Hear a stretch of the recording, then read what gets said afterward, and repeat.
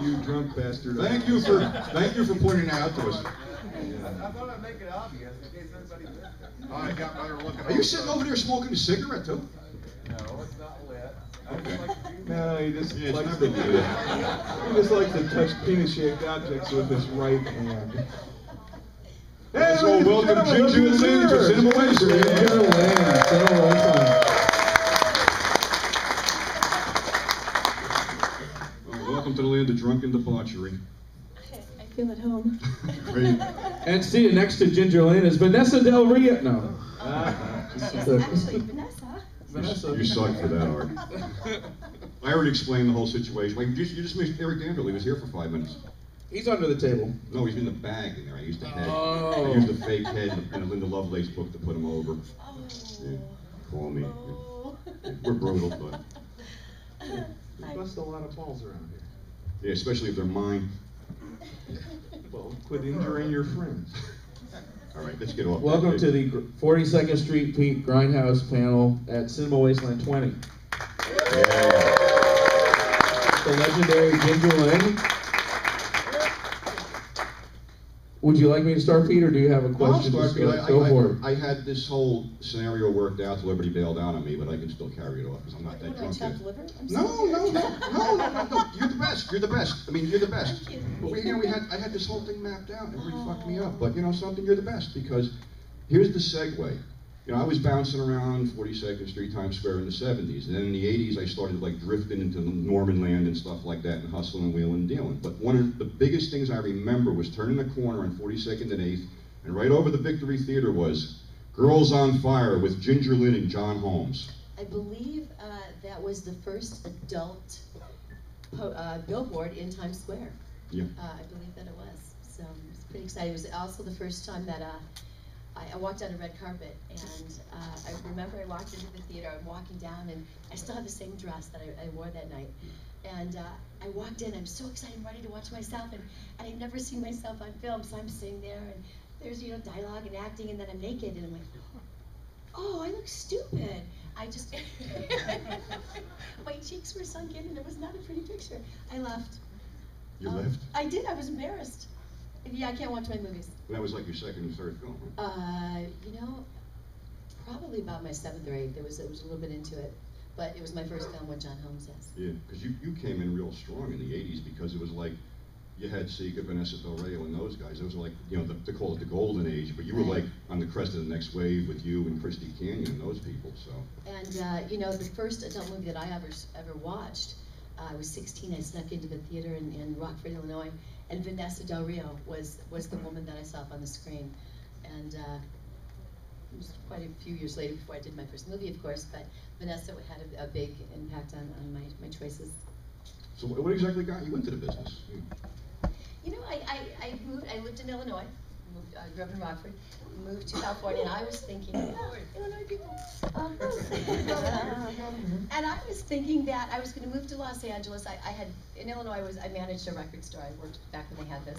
Worked for Musicland, and came to California. And I walked in, and I thought, I'll just tell them I work at a music band in Illinois. And they said, great, you know what, we need somebody new. They paid me $1,000 to move. I kept the suitcase that I came on vacation with. And I thought it'd be kind of free and easy. Living in California, not so much. I lived in a tiny little apartment with a pool that had no water. And so I started answering ads in the newspaper, and I answered one that said figure modeling. I went in, and the next day, I posted for Penthouse. And my agent kept saying to me, oh, we want you to do a commercial. And I'm thinking, toothpaste, stuff, this is going to be great. Well, commercial in adult films means sex. And I didn't know what that meant. So I told my agent, no, I wouldn't do it. I wasn't that kind of a girl. And for several months, everybody kept asking me to do it. And I walked into his office one day, and there was this beautiful woman wearing this long white gown. And she had red hair. I can't tell you her name to save my life. Had a long cigarette holder, and she was smoking the cigarette like one of the old movie stars, and reading dialogue out loud. And I said, there's no way that you make adult movies. And she was beautiful. She was intelligent. She was articulate. And I said, can I take you to lunch? And I took her to lunch and said, how do you do it? And one of the things that sticks in my mind, she said, and I never do anything that I don't feel good about. I never do anything I don't want to do. And I choose my leading man. I have cast approval and script approval. So I went back to my agent and I said, okay, I'll do it, but these are my rules. He's on the floor laughing hysterically. He's like, this is a big star. No one's going to hire you to forget it. So I said, then I won't do it. And about 2 weeks later, I don't know if you remember the Gong Show, the original Gong Show. And there was a tall blonde, her name was Svetlana. She would do the gong. Well, her name is Svetlana Marsh. She and her husband were doing their first adult movie. They had a $250,000 budget, for back then was huge, and they wanted someone who had never appeared in a film before.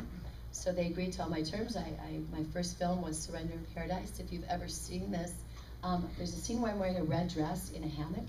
It's my prom dress. So I pretty much, I went from prom to porn. Yeah, I still have that dress too. So that's where I got started. You exploded onto the scene and were in film after film after film. What's your first memory of being recognized in your daily life? Oh, it was awful. Thank you. I went to the bank, and now remember, there's not, porn at this point in time when I first started is only in adult theaters. There's no such thing. I'm dating my, who cares? You have to go put the quarter in or go into the theaters. And so it's not really publicly accepted, it's not society's norm, it's not anywhere near the way it is today.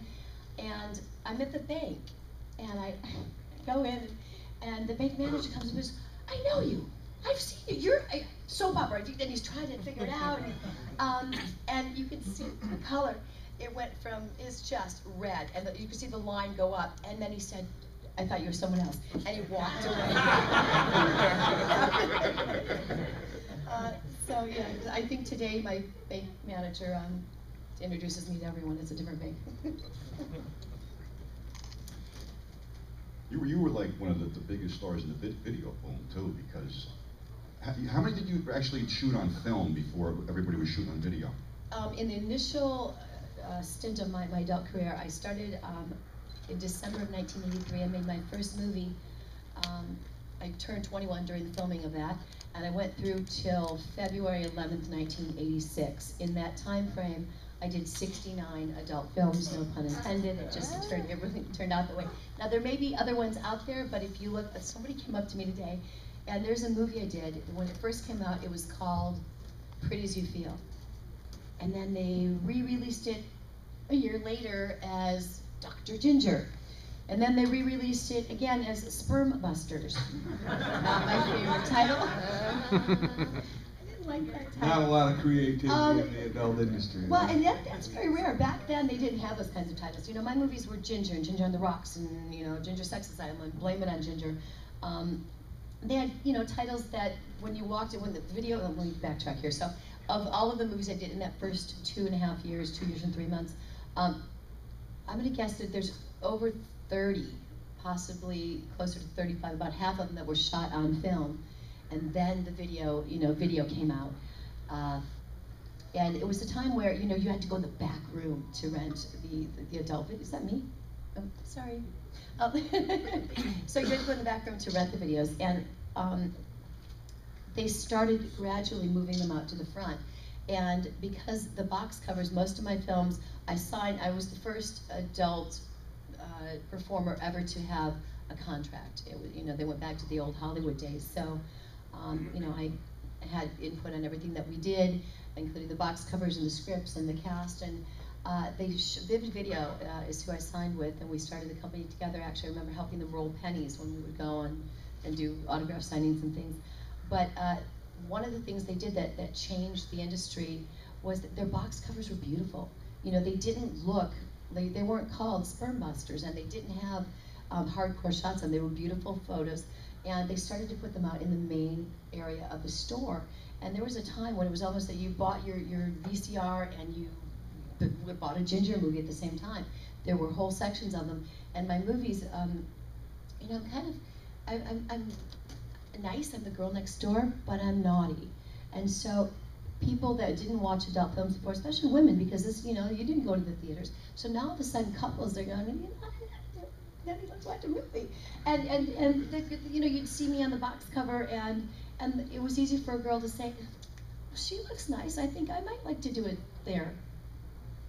It was during that era where the 70s did usher in like couples films, and then the 80s, you know, kind of kept it, they, you know, until, you know, for as long as they could.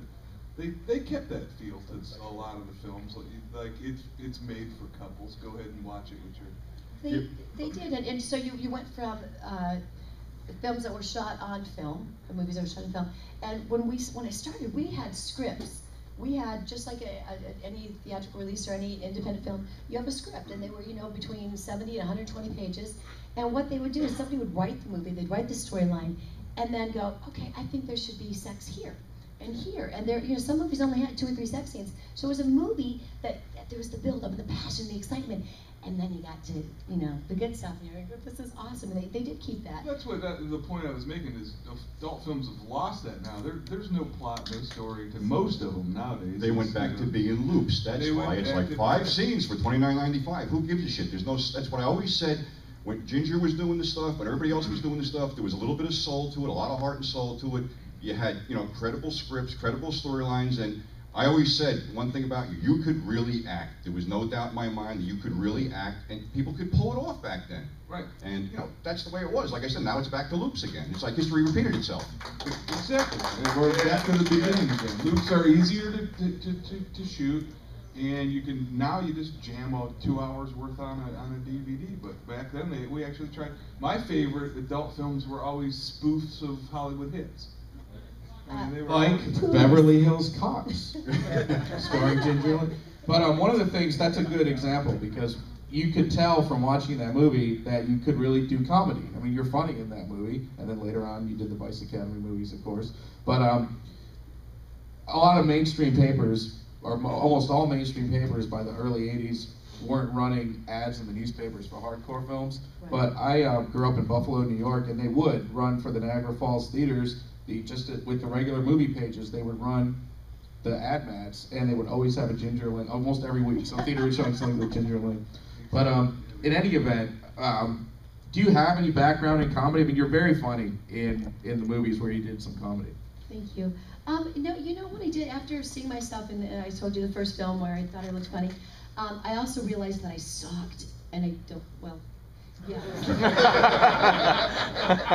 You walked into that one. I know. I was a really bad actress in the beginning.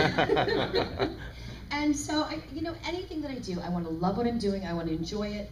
I want to feel good about it. I want to do the best, be the best at that I can. You know, I've done everything from pumped gas to clean houses to pose for magazines to film movies to running record stores. You know, I've done a little bit of everything, but I always wanted to be the best at it that I could always be.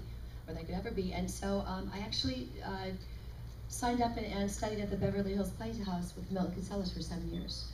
And comedy, it's easier for me sometimes to be somebody else and you know, than to like let you see me. So comedy is kind of one of those things that when I'm nervous or I'm upset, I fall back on. And you know, when I did my first adult movie, they agreed to all my terms, and I was getting ready to go, and I called my agent and I go, whoa, what if I can't do this?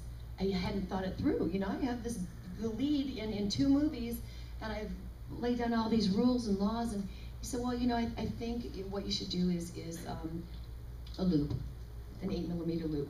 So I remember doing it, and the director, there's no sound, and the camera's in front of me, and the actor's behind me. And I remember the director saying, look sexy, lick your lips. And I'm going, there was nothing sexy about it, but there was no dialogue. And the first scene I ever did was with Ron Jeremy. And I walked in and I saw him, I went, oh, fuck. You know? A lot of us echo those sounds. And so I said to the director, you know what, can he be behind me so I don't have to look at him?